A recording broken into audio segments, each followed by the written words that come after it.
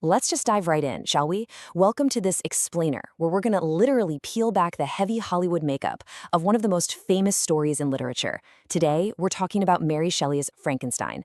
It's a tale that's over 200 years old, but honestly, we're going to completely bypass the tired cliches. Instead, we're uncovering a genuinely shocking reality of profound grief, incredible genius, and an origin story that is for sure completely different from what you probably think it is. So, to kick things off, I want to ask you a deceptively simple question. Why do we all call the monster Frankenstein? Now, what's so fascinating about this is that it reveals a massive pop culture misconception. I mean, it's a mistake almost all of us make, right? But the crazy thing is, it actually shifts our focus entirely away from the author's original intent. To figure out exactly why we do this, we need to trace the monster's giant footsteps backwards. Section 1. The Pop Culture Monster, Hollywood's Undying Creation. Okay, so we've got to start with the version of the monster we all know and love, the one built by decades of cinema. You know the visual we all picture, right? The square head, the scarred face, the bolts sticking out of the neck. That all comes straight from Boris Karloff's legendary performance back in 1931. And man, from there, the legacy just spread like wildfire. We got direct sequels in the 30s, absolutely brilliant parodies like Mel Brooks's Young Frankenstein in the 70s, and honestly, the adaptations just keep coming. Guillermo del Toro has a highly anticipated version hitting Netflix soon with Oscar Isaac and Jacob Elordi. And looking ahead to March 2026, Maggie Gyllenhaal is directing The Bride, set in 1930s Chicago, featuring Jessie Buckley in what she literally calls the punkest love that's ever existed. Basically, these adaptations have completely hijacked our collective imagination. But see, that brings us right back to our definition. The absolutely crucial point here is that Frankenstein is actually the creator, Victor Frankenstein. The creature itself, completely nameless. Victor just flat out refused to name his own progeny, and scholar Karen Carbuner suggests something super fascinating about this. She asks if maybe it's our instinctive human sympathy for an abandoned being that kind of forces us to name him. Like, our brains just have this compelling need to label and sort things, so we slap the father's name onto the son. But in doing that, we totally miss the point. The monster's root problem isn't that he's a monster, it's that his creator refused to recognize him. Section 2. The Original 1818 Nightmare, a creation woven from corpses. Let's flash back to 1818. This was the year an anonymous novel called Frankenstein, or The Modern Prometheus, was first published. Fun fact, the English writer Brian Aldiss actually made a pretty strong case that this was the very first real science fiction novel ever written. But guys, the reality of this original text is so much more gruesome than those old black and white movies. To build his creation, Victor Frankenstein literally dabbled in the unhallowed damps of graves. He tortured living animals. He collected bones from charnel houses, disturbing the secrets of the human frame with profane fingers. And then, at 1 in the morning on a dreary November night, he sparked life and saw that dull yellow eye finally open. And let me tell you, the original creature was genuinely terrifying. This was definitely not some slow, lumbering green zombie. We're talking about a creature that was 8 feet tall with flowing black hair and pearly white teeth. But the real horror? His skin was translucent. It barely covered the grotesque, squirming work of muscles and arteries underneath. See, Victor thought he was making this beautiful new species that would bless him as its creator, but the absolute second he saw this patchwork giant, he was utterly repulsed. And he just ran away.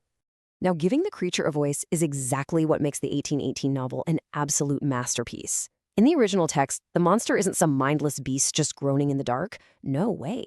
He is highly intelligent, super articulate, and just profoundly lonely. He actually reads John Milton's Paradise Lost and compares himself to Adam. He literally begs for compassion from a creator who completely abandoned him for no other reason than how he looked. And it's that heartless rejection that kicks off an inescapable cycle of vengeance. Victor abandons his miserable monster, leaving the creature completely isolated in a world that absolutely hates him. So, in return, the creature starts murdering Victor's friends and family. Eventually, the monster corners Victor and demands a female companion, which, by the way, is where the whole concept of the bride comes from. He just wants an end to his agonizing solitude. Victor agrees, but right in the middle of creating the bride, he's disgusted by what he's doing and just destroys her. This breaks the monster's spirit entirely. From that moment on, the two are locked in a mutual death wish, stalking each other to an incredibly bitter, sad end. Section 3. A life built on tragedy, the grief behind the genius. To truly understand this incredibly dark story of abandonment, creation, and death, we have to look at the staggering amount of tragedy the author, Mary Shelley, actually endured. Remember, she was just a teenager when she started writing this masterpiece. She was born in London in 1797 to two highly famous writers, but her mother, the proto-feminist Mary Wollstonecraft, died of a placental infection just 11 days after Mary was born. So, from the very moment she took her first breath, Mary Shelley's life was inextricably bound to death and the profound, lingering loss of her mother. And sadly, that was just the beginning. This builds into an absolutely devastating timeline. Just look at this volume of grief compressed into a few short years. In 1815, she gives birth to a daughter who dies just days later. In 1816, her half-sister Fanny dies of an overdose. And the first wife of her soon-to-be husband, Percy Shelley, drowns herself in London's Serpentine River. Oh, and she has a son who later dies of an infection at age 3. In 1817, another daughter is born and dies. Her son, Percy Florence, born in 1819, would end up being her only child to survive infancy. And then, in 1822, Mary herself nearly dies of a hemorrhage before her husband Percy drowns in a massive storm at sea at just 29 years old. By the time she was in her early 20s, Shelley was completely engulfed in relentless, unimaginable grief. Section 4. The Ghost Story Myth. Rewriting the Origins of a Monster. So you might be wondering, how did she explain to the world where this incredibly dark story came from? Well, in an 1831 edition of the book, published years after the original, her publishers actually asked her to write an intro explaining how a young girl came up with such a hideous idea. Mary gave the public this really neat, almost magical origin story. She claimed that while staying in Switzerland with her husband and the famous poet Lord Byron, they had this whole ghost story competition. One night, she supposedly had a sudden, terrifying, waking dream where she saw the pale student of unhallowed arts kneeling beside the thing he had put together. Yeah, Shelley actually claimed she just woke up and practically wrote down a transcript of her nightmare. But literary scholars like Daniel Cook and Sharon Rustin point out that we probably need to be a little skeptical of this. They argue this was a masterful piece of self-mythologizing. Think about it. Writing a novel is meticulous, laborious work. Her original inspiration was deeply rooted in her own intense personal mourning. But let's be real, the general public doesn't want to see how the sausage is made.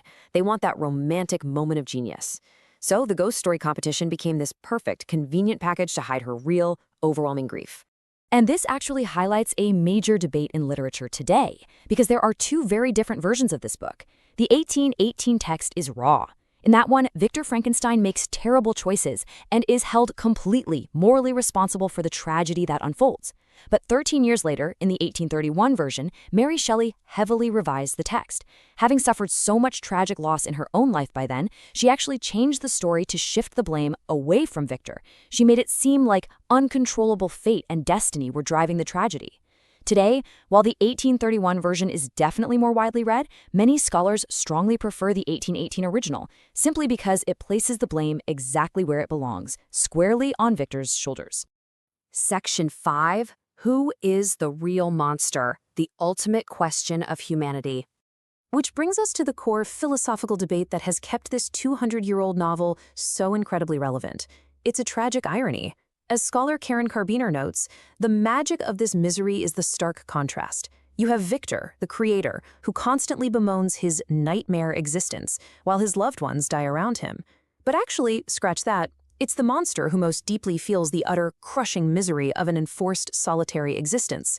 The scientist miraculously creates life, but causes death. The monster desperately seeks love, but is pushed into violence.